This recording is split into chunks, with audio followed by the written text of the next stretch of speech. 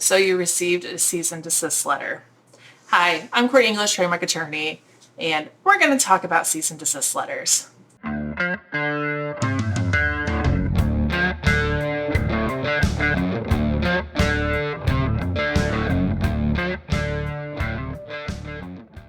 Cease and desist letters mean what they say. Cease means stop, desist means don't continue, right? You need to stop doing something and don't do it again. If you received one of these in the mail, you know exactly what I'm talking about.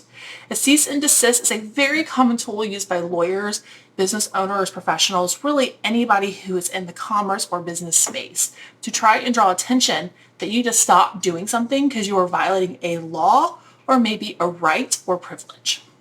Now, what do you do if you receive a cease and desist letter? Now, cease and desist letters can come in a lot of different flavors.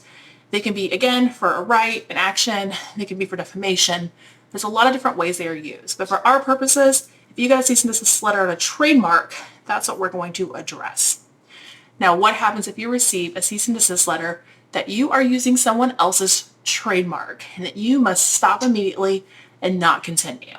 Now, cease and desist can come two ways. The nice way, hey, cut it out, here's your warning. Or the second way, you know what you're doing, you're wrong. If you don't know what you're doing, pay us X dollars. Well, cease and desist letters are not the end of the world. They don't always have merit, sometimes they do. It's really important that your specific facts are evaluated by a trademark attorney. But what you should, in fact, do is always take them seriously. Read through it and read the allegations that they are making against you. Are they saying that you stole their brand offline, that you copied their Facebook, that you stole their placements in Google, or that you just have the same name as them? Read through it and understand exactly what they're saying. Next, Google that business and make sure it's legit. There are some spammers and there's some faulty cease and desist out there, so look up, one, the business, and two, the law firm that sent you the letter. Make sure they're both legit. Now, when you look at the business and you determine that this is in fact a real business, look up and see if they have a registered trademark. You can go to the USPTO TESS test system and type in the name of the trademark and see if it pops up as being registered in live. It's always nice to verify that because you can see who owns it, how long it's been active, and all those things.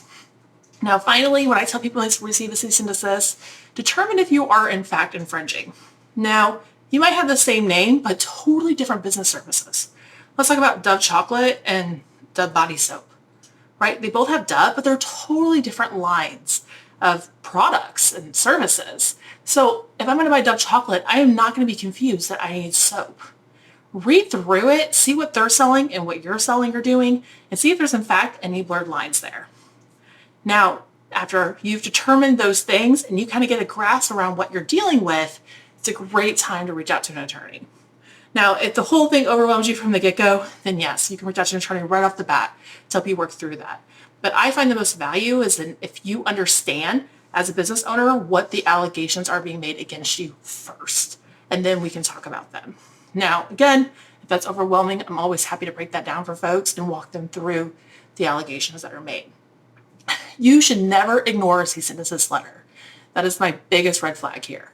What happens, and I've had it happen, and I've come in on the back end, people ignore these, suits get filed, it gets very expensive very quickly. Our goal is to mitigate and to understand the claims made up front. So I can step into a cease and desist situation, I can read it, understand it, try to negotiate it, and make it go away. There's a lot of different strategies and tools we can do, but it's much less costly, it's much less stressful, and it's really just a matter of a few conversations to get the ball moving in that direction. If you ignore them, they will get worse. And I have many clients that were very small that never thought that would happen to them, and it had. And unfortunately, coming on the back end is much more problematic, costly, and stressful than dealing with them on the front end. So again, get your hands around what the allegations are, reach out to a qualified trademark attorney to help you work through this, and do not ignore a cease and desist.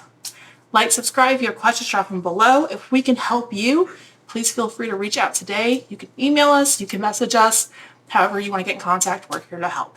Thanks.